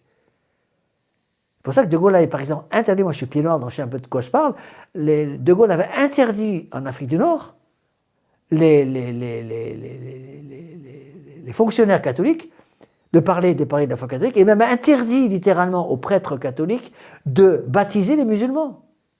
Parce qu'il voulait simplement que les prêtres catholiques ne s'occupent que des catholiques qui étaient en Afrique du Nord, et surtout empêcher une conversion possible des musulmans. Alors que Charles de Foucault avait prévenu, attention, si on ne les convertit pas, ils nous envahiront. C'est exactement ce qui s'est passé. Ils n'ont même pas besoin de se battre pour nous envahir. Ils nous envahissent avec le ventre de leur mère, de leur femme. C'est exactement ce qui se passe. Vous voyez ? C'est pour ça qu'on les a fait venir. Hein. Ouais, ben bien sûr. C'est pour ça qu'on les fait venir. Ouais, bien sûr. Et pourquoi on les fait venir ? Parce que la nature a horreur du vide. Comme on veut plus transmettre, comme on a détruit la famille, donc il n'y a plus d'enfants, parce qu'il n'y a pas d'enfants sans famille. Il n'y a plus de famille, il n'y a plus d'enfants. Et donc ça fait un appel d'air, un vide, et on fait venir les musulmans pour prendre la place. Et donc on est en train d'islamiser complètement la France. Complètement la France. Et évidemment, derrière, il y a un but. Le but, c'est l'islamisation de la France. Il va détruire la catholicisation de la France. Parce que l'islam est incompatible avec la foi catholique. Donc si on amène l'islam dans un pays, ben, c'est immédiatement la guerre avec le catholicisme. Et comme le catholicisme a littéralement pratiquement disparu en France, donc on a laissé le champ libre à l'islam qui va tout détruire. C'est exactement ce qui se passe actuellement. D'accord ? Donc je continue ici avec ce texte de Léon XIII. Donc, ce droit de propriété que nous avons au nom même de la nature, revendiqué pour l'individu, doit être maintenu et transféré à l'homme chef de famille. D'accord ? De plus, comme les enfants reflètent la physionomie de leur père et sont une sorte de prolongement de sa personne, la nature lui inspire de se préoccuper de leur avenir et de leur créer un patrimoine qui les aide à se défendre honnêtement dans les vicissitudes de la vie contre les surprises de la mauvaise fortune. Donc, on a besoin de stabilité. Donc, on a besoin de propriété privée à transmettre aux enfants. Si on me supprime le droit de propriété, j'ai rien à transmettre. Si je ne peux plus rien transmettre parce qu'on m'a volé le fruit de mon travail, à ce moment-là, je ne peux plus protéger, défendre honnêtement contre les vicissitudes de la vie les enfants qui me sont nés dans mon mariage. D'accord? J'aime bien cette expression. Comme les enfants reflètent la physionomie de leur père et sont une sorte de prolongement de sa personne. L'homme se prolonge par sa famille. Les parents se prolongent par leurs enfants. Donc plus d'enfants, plus de prolongation. Hein, c'est un pont qui mène à nulle part. On arrive, c'est le vide. Vous voyez, c'est le vide complet. Vous voyez, et c'est terrible. Non, moi, je le vois avec les exercices Saint-Ignace, quand on a des gens qui ont passé une vie entière sans le bon Dieu et qui se convertissent avec la grâce du bon Dieu sur la fin de leur jour et qui me disent, Monsieur l'abbé, je me rends compte que j'ai gaspillé toute ma vie. J'ai pensé que moi pendant toute ma vie, maintenant j'arrive au soir de ma vie, j'ai plus rien à transmettre parce que j'ai tout cassé, j'ai tout détruit. Et ils se découragent complètement parce qu'ils me disent, j'ai plus rien à transmettre. Vous voyez ? Ou alors des gens qui me disent, Monsieur l'abbé, j'ai eu des enfants, mais je n'ai pas transmis la foi. Maintenant, ils arrivent à 20 ans, 25 ans, ils ont tous perdu la foi. Qu'est-ce que je fais pour rattraper ça? Ben, malheureusement, souvent, on ne peut pas rattraper. C'est ça le problème. C'est irrattrapable, humainement parlant. Bon, il y a toujours avec la grâce du bon Dieu, il y a des choses qui se voient. Et je le vois constamment. Il y a encore quelques jours, j'ai encore eu des petits jeunes qui sont venus me voir. Elle n'est pas catholique, elle demande le baptême. Bon, donc il y a encore 2 mariages qui se préparent là, sur Tanus, avec la grâce du bon Dieu. Et on voit bien, et c'est ça qui est extraordinaire, des jeunes qui viennent de milieux non catholiques, qui n'ont jamais rien reçu en famille, et qui se rendent compte que la foi catholique est l'unique moyen de survie, tout simplement. Et ils se rendent compte que le monde moderne n'a plus rien à leur proposer, donc ils cherchent autre chose. Puis comment ils finissent par arriver à nous, alors là, c'est un mystère. Pour moi, c'est un mystère. Comment ils trouvent le chemin de Tanus sur strictement rien. Hein? Oui, mais on sent que... souvent, ils ne savent même pas répondre. Parce que beaucoup sont arrivés par le politique. Il y en a qui arrivent par le politique. Il y en a qui arrivent parce qu'une personne leur a parlé, puis ils ont fini par découvrir qu'il y avait autre chose. C'est vous-même qui m'avez parlé de ça aussi. Hein. Vous avez qui a été baptisé il y a un mois. On dit qu'au début, quand vous êtes allé à l'église moderne, vous avez vite rendu compte qu'ils n'avaient rien à donner.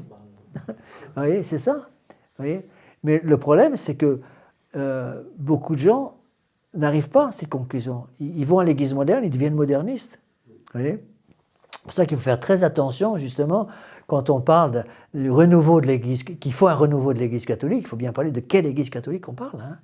C'est l'église catholique, une sainte catholique et apostolique, c'est pas, il n'y a qu'une seule véritable église et des milliers de fausses églises. Vous voyez, il ne faut pas un retour aux églises, ça c'était l'esprit américain. Il faut un retour au spirituel dans les églises. Donc, ils mettaient sur le même pied d'égalité le retour au protestantisme, le retour au bouddhisme, le retour au catholicisme moderne, le retour à la tradition. C'est pas du tout pareil. L'église dite de Vatican II n'a plus rien à voir avec l'église catholique. C'est ça qu'il faut arriver à comprendre. Oui. Oui, mais on dit le mot en français, le mot église, quand on parle, il y a une véritable église et des milliers de fausses églises. Donc c'est un terme français. On parle de l'église protestante. Mais l'église protestante, bon, c'est un mot dangereux. Pour ça, moi, personnellement, quand je parle de l'église catholique, je mets toujours un E majuscule. Et quand je parle de l'église protestante, je mets un E minuscule pour bien montrer les différences. Dans tous les textes que j'écris, systématiquement, je mets le E majuscule comme église catholique. Parce que quand on parle des protestants, on parle de l'église protestante. Mais ce n'est pas une église. C'est pour ça qu'il faut marquer le coup d'une façon ou d'une autre. Alors, soit on trouve un autre mot pour remplacer le mot église, on peut parler de secte. Ça va bien, oui, et c'est sûr. Mais dans la pratique du français, on utilise le mot église, c'est pour ça. Mais c'est les églises contre l'église divine. D'accord? La seule église. Donc, la famille va permettre ce prolongement de la personne et va permettre de créer un patrimoine, puis de transmettre ce patrimoine. Donc le pape conclut en disant la société domestique a sur la société civile une priorité logique et une priorité réelle, auxquelles participent nécessairement ses droits et ses devoirs. Donc, la famille, même si la famille n'est pas une société parfaite, parce que la famille ne peut pas se sanctifier, si vous voulez, et se développer sans l'aide de l'État pour la partie économique, pour la partie temporelle, et sans l'aide de l'Église pour la partie spirituelle. Cependant, la société domestique a une priorité sur la société civile. La société domestique, la famille, va entraîner la société civile et pas l'inverse. Ce n'est pas la société civile qui donne la famille, c'est la famille qui permet la société civile. Donc la famille doit être catholique pour pouvoir avoir une société civile catholique. Si on n'a pas de société familiale catholique, on ne peut pas avoir de société civile catholique. C'est exactement ce qui se passe.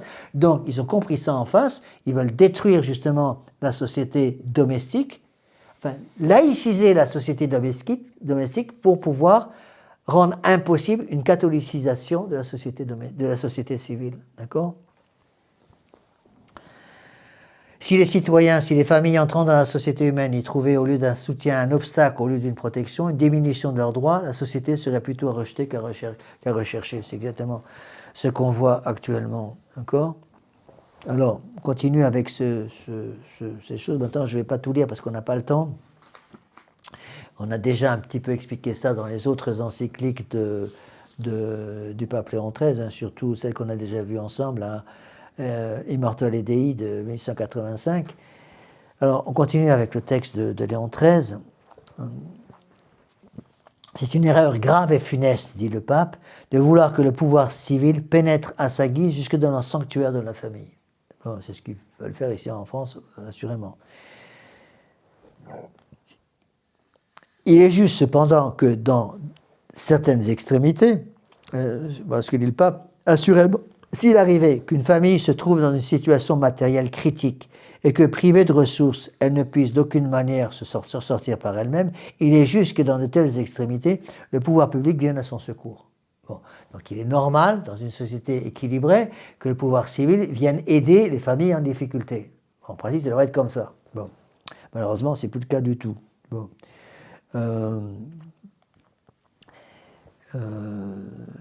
Il est juste donc que dans telles extrémités, le pouvoir public vienne à son secours. C'est rarissime, parce que dans la pratique, ils ne font pas ça. Aux États-Unis, le seul cas où ça arrivait, de toute façon, c'était pas mal d'ailleurs, c'était quand il y avait des mamans qui mettaient des... de temps en temps, il y avait des quintuplés qui arrivaient dans une famille, parce que les mamans avaient fait des tas de procédés médicaux bizarroïdes pour essayer d'avoir des enfants. Du coup, il y avait parfois une famille qui en a eu 7 d'un coup. Bon, là, l'État, c'est quand même mêlé de ça. Et l'État dans lequel sont nés ces enfants et a mis le pactole, littéralement, pour permettre à cette maman d'éduquer ses enfants. Et qu'ils ont envoyé des infirmières, ils ont envoyé des personnes pour aider la maman qui ne pouvait plus s'en tirer avec cet enfant d'un seul coup. C'est absolument évident. Donc, voilà ce que dit le pape. Attendez, où est-ce que j'en suis ? De même, si un foyer domestique est quelque part le théâtre de graves violations des droits naturels, il faut que le pouvoir public y rétablisse le droit de chacun. Mais attention, l'autorité paternelle ne saurait être abolie ni absorbée par l'État. C'est-à-dire même lorsque l'État intervient dans des cas extrêmes, le droit des parents sur leurs enfants reste sacré. L'autorité paternelle ne saurait être abolie ni absorbée par l'État, car elle a sa source là où la vie humaine prend la sienne. Les fils sont quelque chose de leur père. D'accord ? Ils ont en quelque sorte une extension de sa personne. Oui, on retrouve un peu la même expression. Les enfants sont une sorte de prolongement de la personne du père ou des parents, de même qu'ils sont une extension de sa personne. Pour parler exactement, ce n'est pas immédiatement par eux-mêmes qu'ils s'agrègent, s'incorporent à la société civile, c'est par l'intermédiaire de la société familiale dans laquelle ils sont nés. Donc la société civile est au service de la société familiale, et pas l'inverse. Ce n'est pas la famille qui est au service de la société civile, c'est la société civile qui est là pour permettre à la société familiale de se développer normalement. Vous voyez ? de ce que les fils sont naturellement quelque chose de leur père, ils doivent rester sous la tutelle des parents jusqu'à ce qu'ils aient acquis l'usage du libre arbitre. D'où les catastrophes de ce qui se passe actuellement, où dès que les parents enseignent une philosophie qui s'oppose au laïcisme républicain, le gouvernement débarque pour littéralement voler les enfants, sortir les enfants des familles pour empêcher l'influence catholique sur ces âmes d'enfants. D'accord ? Donc ils doivent rester sous la tutelle, les enfants doivent rester sous la tutelle des parents jusqu'à ce qu'ils aient acquis l'usage du libre arbitre. Ainsi, une phrase importante de Léon XIII, en substituant à la providence paternelle la providence de l'État, les socialistes vont contre la justice naturelle et brisent les liens de la famille. Vous voyez, ça, il faut faire un petit peu attention. Il y a parfois on rencontre des gens qui cherchent un peu trop, moi-même ça me gêne un peu, de vivre sur les aides sociales. Bon, que l'État aide des familles dans des cas exceptionnels, très bien, mais il y a un peu une tendance générale, moi j'ai connu beaucoup de familles catholiques qui, sous prétexte que la société est complètement pourrie, s'arrangent pour vivre exclusivement sur les aides de l'État et plus travailler. Et ne plus travailler parce qu'ils me disent, monsieur l'abbé, nous on ne veut plus travailler parce que vous comprenez, je veux bien travailler à condition que je sois entouré que de saints et de catholiques qui prient le chapelet en longueur de journée. Pour ne pas avoir tentation. Or, on m'oblige de travailler dans des milieux complètement païens, donc je refuse de travailler. Et je vis avec les aides de l'État. Ce n'est pas du tout l'esprit de l'Église. Parce que qu'est-ce que nous demande l'Église ? L'Église nous demande aussi d'être missionnaire dans le monde moderne, et donc d'agir comme catholique. Beaucoup de gens me posent cette question, mais qu'est-ce qu'il faut faire aujourd'hui dans le monde moderne pour essayer de faire un peu d'apostolat ? Commencez par faire l'apostolat de l'exemple. Hein. Une famille catholique, des parents catholiques, une maman qui éduque ses enfants catholiques, une femme qui s'habille correctement dans un troupeau de femmes qui sont habillées comme des femmes publiques, elle fait un apostolat extraordinaire.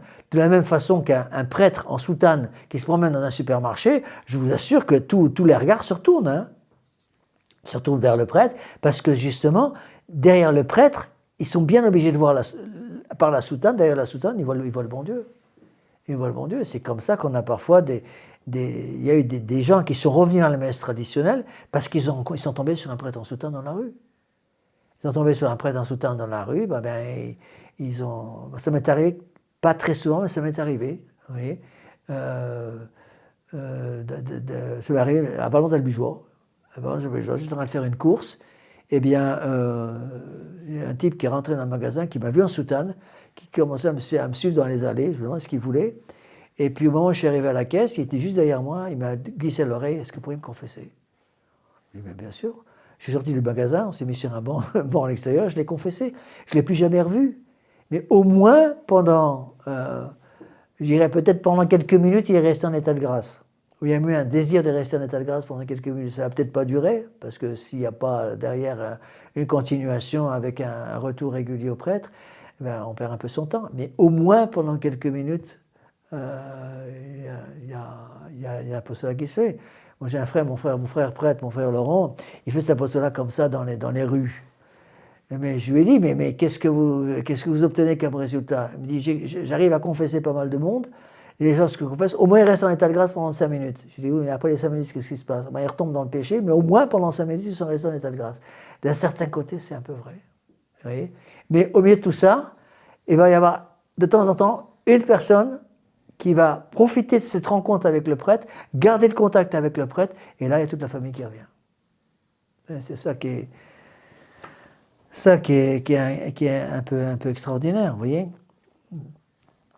Donc, en substituant à la providence paternelle, où est-ce que j'en suis ? C'est ça. En substituant à la providence paternelle la providence de l'État, les socialistes vont contre la justice naturelle et brisent le lien de la famille. C'est-à-dire prendre la place des parents pour empêcher la stabilité de la famille.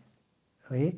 N'oubliez pas que lorsqu'ils retirent, par exemple, des enfants des familles catholiques, parce qu'ils ne veulent pas que les enfants reçoivent une éducation catholique, ils ne mettent pas les enfants n'importe où. Hein. Ils ne mettent pas les enfants dans les familles stables. Ils vont mettre les enfants dans les familles musulmanes, par exemple. C'est épouvantable. J'ai eu des cas comme ça. Où les enfants se sont retrouvés dans des familles musulmanes. Hein. Les enfants retirés des familles, et je connais une famille comme ça. L'État les a parce qu'elle refusait elle faisait l'école à la maison, en France, hein, dans le sud de la France. elle faisait l'école à la maison, et l'État leur a fait plusieurs remarques et leur a dit très bien, vous devez mettre les enfants dans vos écoles. Donc ils ont demandé les autorisations de l'école à la maison, autorisation refusée. Et l'État leur a dit, bon, ben, si vous voulez pas mettre les enfants dans les écoles d'État, eh bien, on vous prend les enfants. Mais l'année suivante, ils sont tous partis. Ils sont partis d'Amérique latine, Amérique du Sud. Et ils ont sauvé les enfants comme ça. Alors, inutile de vous dire que ça fait quand même des sacrifices énormes, parce qu'ils ont tout perdu, quoi. Tout perdu, puis le bon Dieu leur a donné les grâces d'État, avec des gens qui connaissaient en Amérique latine, bon, pour pouvoir justement, c'était des gens d'Amérique latine d'origine, et donc pouvoir sauver les âmes des enfants.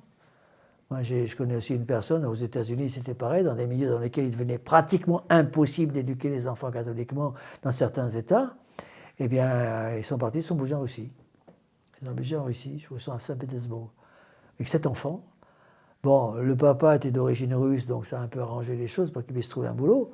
Mais c'est un peu ça, hein, quand.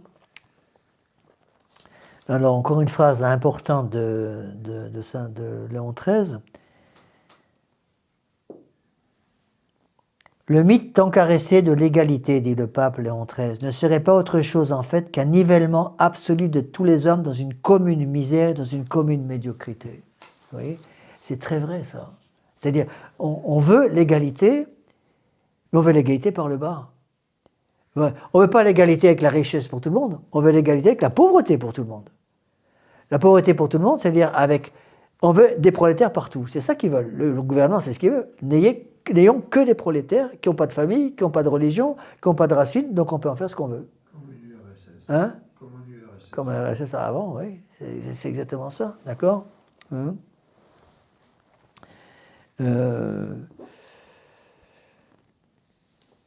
Donc, vous voyez, on enlève la famille pour pouvoir niveler la société par le bas. Et c'est ça le danger du socialisme. Le socialisme fait ce nivellement par le bas parce qu'on enlève la possibilité de maintenir la tête des hommes hors de l'eau. Au contraire, on maintient la tête dans la boue. Bon, les gens vivent dans la boue complète, comme des cochons qui sont dans un fumier, si vous voulez. Et puis, qu'est-ce que fait le gouvernement moderne? Les gouvernements modernes, surtout en France, ils maintiennent les gens dans le fumier. Voilà, il n'y a que le fumier. Qu'est-ce que fait l'Église? L'Église va essayer de soulever la tête de ces gens, et dire, au lieu de regarder le fumier, regardez au-dessus. Et là, on s'aperçoit, ah ben il y a le ciel bleu au-dessus. Et à ce moment, ils vont voir, ah mais au-dessus, il y a autre chose. Bien oui, il y a toute la beauté de la création du bon Dieu. Et qu'est-ce que veut le gouvernement? Surtout ne regardez pas en haut, regardez en bas. Donc maintenir les gens dans le fumier du monde moderne pour qu'ils n'aient pas d'autre désir que le désir d'être dans le fumier avec les autres cochons du secteur. Vous voyez? Alors donc il faut arriver à montrer aux gens qu'il y a autre chose que ça. Et lorsque les gens découvrent qu'il y a autre chose, c'est là où il y a les conversions. Les conversions, on a parfois des gens qui nous disent, monsieur l'abbé, j'ai vécu dans le monde moderne pendant des années, et maintenant je retrouve la joie de vivre parce que je me rends compte qu'il y a autre chose.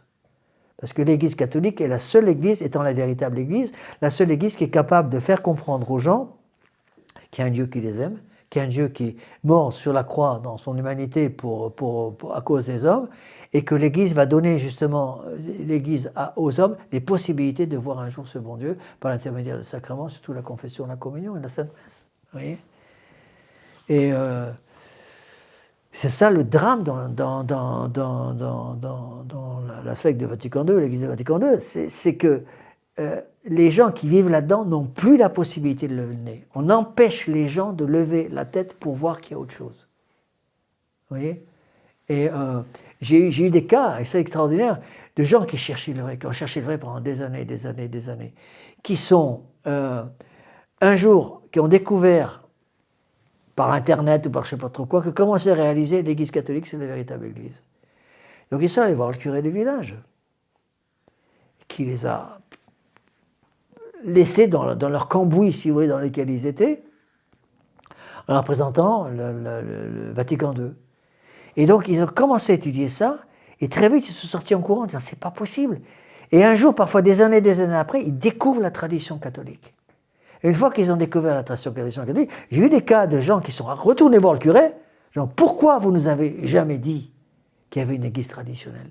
Pourquoi vous ne nous avez jamais dit qu'il n'y avait pas que Vatican II, qu'il y avait 2000 ans d'église derrière, et qu'il y avait une petite portion de l'église qui est restée traditionnelle? Pourquoi vous ne nous avez jamais dit ça? Et les prêtres modernes leur ont répondu, parce que cette église dont vous parlez est morte. Nous n'en voulons plus, et de toute façon, même si elle reste vivante par des petits groupuscules, des petits foyers de catholicisme à droite et à gauche, cette église, nous n'en voulons plus. Et c'est pour ça qu'ils font tout pour c'est ce qu'on appelle les iconoclastes. Les iconoclastes, c'est ce qu'ils faisaient, détruire les statues, détruire tout ce qui pouvait élever le regard des gens vers le ciel. Vous voyez, je vous ai rappelé, je vous ai déjà donné cet exemple d'une fois rentrant dans une vieille église, j'ai trouvé une caisse de vieux 800, c'est-à-dire des livres de grégorien qu'on utilise nous. J'allais voir le curé pour lui demander si tu pouvais racheter sa caisse qui était pleine de poussière, qui manifestement ne servait à rien. Il m'a dit non, on la brûle. Et quand je lui ai dit je rachète cette caisse, non, on la brûle. Je dis mais nous on l'utilise, on ne veut plus de ça justement. Donc ce qu'ils veulent, c'est, et ça va arriver, il faudra faire attention, commencer à faire attention à ça. Hein. C'est pour ça que moi j'ai des valises chapelles qui sont dans d'autres endroits, parce qu'un jour, ils savent que pour dire la messe, par exemple, il y a des choses qui sont nécessaires. Hein. Du vin, on en trouvera toujours, surtout en France. Du pain, on en trouvera toujours. Mais des micelles, des pulls de micelles, comment on fait pour dire la messe? Hein, on ne peut plus dire la messe sans micelle. Et c'est ce qui se passait au moment des grandes persécutions. Qu'est-ce qu'ils faisaient? Surtout qu'à l'époque, il n'y avait pas d'imprimerie. Qu'est-ce qu'ils cherchaient? Par-dessus tout, les parchemins. Les parchemins, il y avait des textes liturgiques, parce qu'il n'y avait pas de livre à l'époque. Les textes liturgiques, et c'est ça, ils torturaient les catholiques de façon épouvantable pour obtenir les parchemins, pouvoir détruire les parchemins. Vous voyez? Et c'est ça qu'il faut faire extrêmement attention. Et maintenant, je dirais, je m'adresse à ceux qui m'écoutent sur Internet, si vous trouvez dans des garages, comment ça, garage sale, comment on appelle ça en français, des ventes de particuliers qui font des, comment on appelle ça, c'est, hein? Des vide-greniers, oui, voilà. Vous trouvez des micelles d'hôtel, même des années 30, hein? Sautez dessus, parce que souvent on peut les avoir pour quelques euros, même s'ils ne sont pas en très bon état, du moment qu'ils sont encore utilisables plutôt, pour acheter ces choses-là. Et puis bon, c'est parfois difficile, hein, parce que moi j'ai un missel ici, j'en ai un très beau qu'on m'a donné, un cadeau, puis il date des années 1860. Mais c'est très difficilement dire la messe avec, parce qu'il manque beaucoup trop de choses. Toute une série de propres, par exemple, le propre des papes, qui ont été rajoutés. Je n'ai même pas, par exemple, dessus. L'autre jour, j'ai voulu dire une messe des défunts avec ce vieux missel de 1860. Eh bien, il n'y a même pas la préface des défunts, parce qu'elle a été rajoutée plus tard par je ne sais plus quel est le pape, qui à la fin du 19e a dû rajouter la préface des défunts. On n'a pas tout ça, vous voyez. Donc, il faut sauver ces choses-là. C'est pareil, si vous trouvez des vieux missels, sauvez ces missels. Si vous ne savez pas quoi en faire, donnez-les-moi, et moi, je les utilise après pour les paroissiens qui n'en ont pas. Vous voyez. Comment? Ben oui, quand on en trouve. Oui, mais c'est. Oui, mais attention, beaucoup de gens ne peuvent pas. Ils sont quand même chers. Hein. Une famille de 5-6 enfants, ils ne peuvent pas s'offrir 5 ou 6 micelles à 60 € pièce. Hein. Et même des micelles des années 1930, je dirais, on peut les utiliser. Moi, j'en ai encore beaucoup. J'utilise pour. Bon, il y a certaines fêtes qu'on ne peut pas. Surtout pour les dimanches, il y a relativement peu de changements. Parce que les dimanches, même dans un missel des années 1930, pratiquement tous les dimanches y sont, sauf le Christ roi et quelques dimanches comme ça. Il n'y en a pas beaucoup dans l'année liturgique. Vous voyez. Donc je répète cette phrase qui est importante. Le mythe tant qu'à rester de l'égalité ne serait pas autre chose en fait qu'un nivellement absolu de tous les hommes dans une commune misère et dans une commune médiocrité. C'est-à-dire on nivelle par le bas, on empêche ce dont le gouvernement a le plus peur, c'est les gens qui pensent par eux-mêmes. Pour ça que ce dont il se méfie le plus, par exemple, un peu moins maintenant, parce qu'actuellement, Internet a tout remplacé, c'était, il y a encore une vingtaine d'années, des familles sans télévision. Ça, ils s'en méfient énormément, parce que familles sans télévision, ça veut dire des familles qui vont penser par eux-mêmes. Donc, ils vont être capables de faire un raisonnement autre que le raisonnement qu'on veut leur instituer. Donc on veut couper toutes les têtes qui dépassent. Donc pour empêcher une personne, justement, c'est l'image que j'ai donnée du cochon, des cochons qui vivent dans le fumier, leur montrer qu'il y a autre chose au-dessus, quelque chose au-dessus, donc il faut impérativement qu'ils lèvent les yeux pour pouvoir voir ce qui se passe au-dessus. Et c'est ça dont ils ne veulent pas. Et c'est ça qu'ils ne veulent pas aussi dans l'Église moderne, dans l'Église de Vatican II, la secte de Vatican II, c'est exactement ça, empêcher les gens de réaliser qu'il y a un groupe dans l'Église catholique, dans l'Église, qu'ils appellent, ils ne disent plus l'Église catholique, dans l'Église d'aujourd'hui, qui a des partis traditionnels. C'est ça qu'ils ne veulent pas. Et les gens m'ont dit, quand on demande à ces prêtres modernes, mais est-ce qu'il y a dans le monde aujourd'hui encore des prêtres qui disent les messes comme avant? Parce qu'ils ont vaguement entendu par des films anciens, qui avaient des prêtres en soutane avant. Est-ce qu'il y a encore des prêtres comme ça? Non, non, il n'y en a plus, c'est fini, tout ça c'est terminé, Vatican II est passé, il n'y a plus rien. Et le jour où ils découvrent un prêtre en soutane dans la rue, ils vont littéralement lui sauter dessus. Parce que d'un seul coup, il dit, mais c'est peut-être là le contact que je cherche pour pouvoir retrouver le lien avec le passé. Et retrouvant le lien avec le passé, ben, je retrouve le lien avec le futur, parce que celui qui a le passé, il a le futur. Donc si que le futur n'est pas basé sur le passé, ben, c'est comme un pont qui est sans fondation, quoi. Vous avez un pont, mais pas de fondation. Alors évidemment, tout va s'écrouler, d'accord? Et donc on arrive à une commune misère et une commune médiocrité. Parce que j'en suis là dans mon temps. Bon, on va arrêter là. Hein. Alors, je conseille aussi beaucoup à ceux qui m'écoutent sur Internet de relisez par vous-même ces textes, qui ne sont pas des textes faciles. Hein. J'avoue que moi j'ai plus de mal à expliquer ces textes dans Rerum Novarum. Vous pouvez l'avoir sur Internet, imprimez-le et relisez au moins la partie que j'ai déjà expliquée, vous voyez, pour arriver à comprendre tout ça. Bon, on va finir avec une prière. Au nom du Père et du Fils et du Saint-Esprit, ainsi soit-il. Je vous salue Marie, pleine de grâce, le Seigneur est avec vous, vous êtes bénie entre toutes les femmes, et Jésus, le fruit de vos entrailles, est béni. Sainte Marie, Mère de Dieu, priez pour nous pauvres pécheurs, maintenant et à l'heure de notre mort, ainsi soit-il. Nos saints anges gardiens, Saint Pie, Saint Joseph, Saint Thomas d'Aquin, du Père et du Fils et du Saint-Esprit, ainsi soit-il.